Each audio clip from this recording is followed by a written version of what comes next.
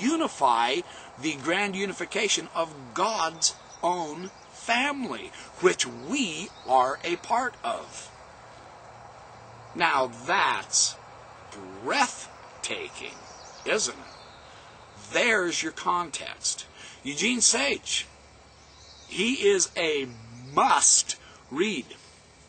I'll tell you what, the new information coming out now, the impact of further biblical studies and analysis with not only the texts, but with the archaeological information, the huge amount of information that the scholars are now uncovering that is revolutionizing the biblical studies. William G. Dever, William F. Albright, Frank Moorcross Jr., Susan Ackerman, Margaret Barker, Andrei Orloff with the Book of Enoch. Even this Book of Enoch now has come back, and it is explicit in showing that Enoch himself was divinized when he had his ascension. He became the lesser Yahweh. Andrei Orlov is huge on that. His Enoch Metatron tradition, there's another text you really must get a hold of and read.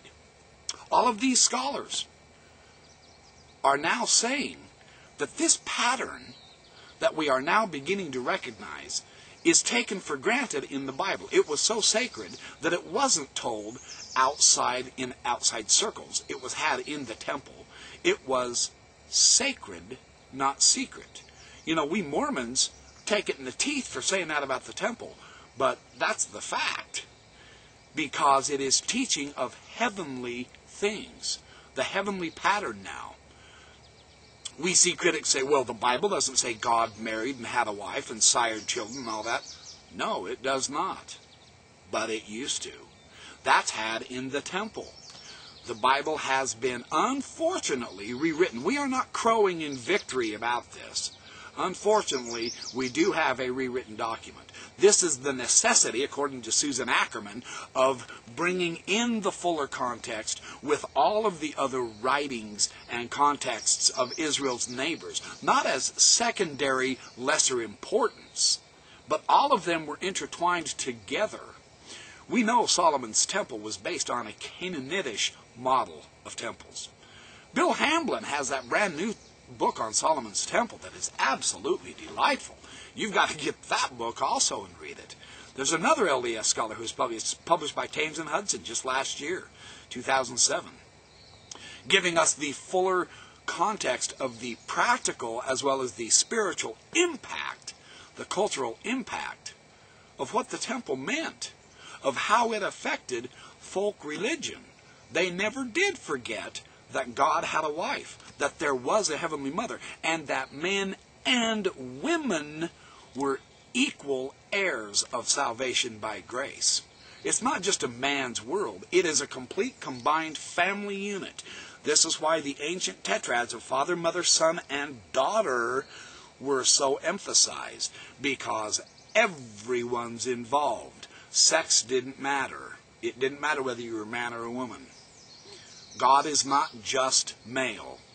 God is male and female, because the redemption by grace is offered to all of us, male and female, and we can't be saved without that, because that is the original image of God, and that was symbolized by the cherubim in the Holy of Holies.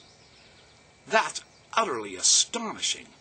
That does nothing to refute Mormonism. It does everything to show we very well may be on the right track in claiming, hey, there has been a restoration. Now the scholarship is catching up with this idea that, hey, this is what was had anciently, and we Mormons are saying, yes, we know, and it's had again today. Something serious to think about, isn't it? Thanks for joining me on these Backyard Professor videos. Hope you've enjoyed them. I've got a lot more to make if you want. And in the meantime, as I always say, have a great life.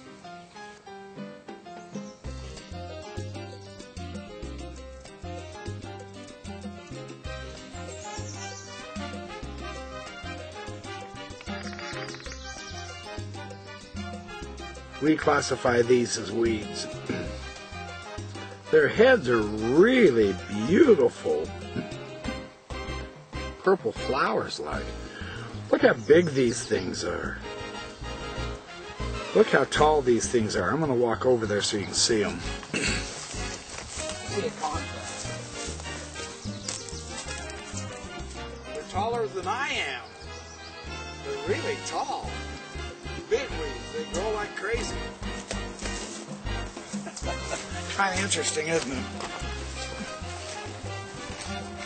But they're supposed to be noxious and nasty and no good. And, you know, we always try to classify things and then either destroy them or save them based on our classification. And there's you a beautiful shot of a wild rose. Zoom out here so that you can see it. Oh, there is a beautiful shot of a wild rose. Now, there's some goldenrod with the Scots thistle behind it with the purple heads. That's kind of lovely, isn't it? Here's a whole bunch of little bluebells I just ran into. You see that bee's busy on them.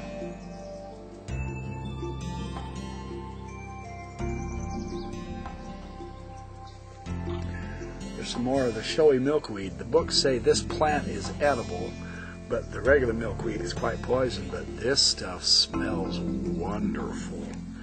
It is really a nice fragrance on this particular plant. So that's showy milkweed.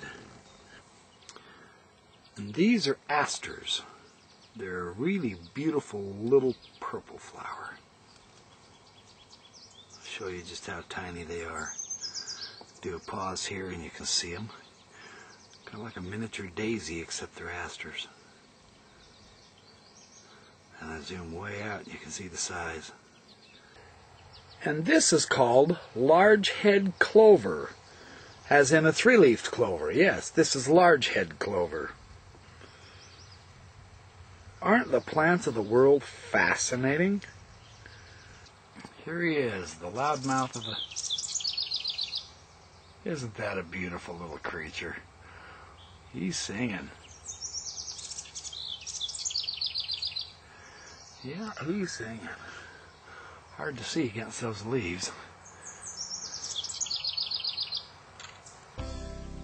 There's some beautiful blossoms on it. The bees are sure out today. That's awfully nice to see.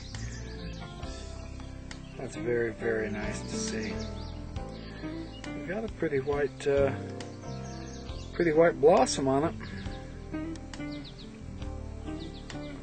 This is the Backyard Professor Adventure.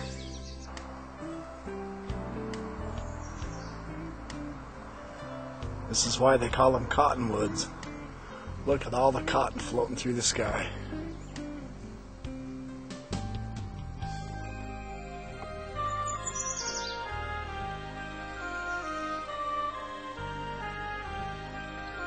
Here's some more of these noxious weeds.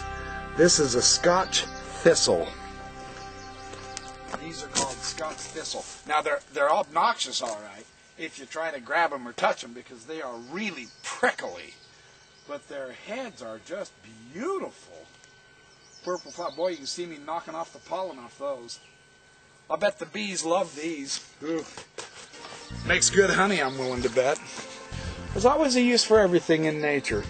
Just because we classify something as noxious or useless and try to destroy it, you know, we got to be careful. We've got to take care of this earth. These are some of the weeds that are in our yards. It's just that you're seeing the tallness of this one. This one's been growing uninhibited. Well, you can see I almost have to reach all the way up. All the way up to get to the top of that one. Yeah, they're prickly. Scotch thistle. Beautiful plant. Noxious weed. Nasty stuff, right? Yeah, let's wipe it out. We human species sometimes are idiots, you know that? There you go. There's a butterfly on that Scotch thistle.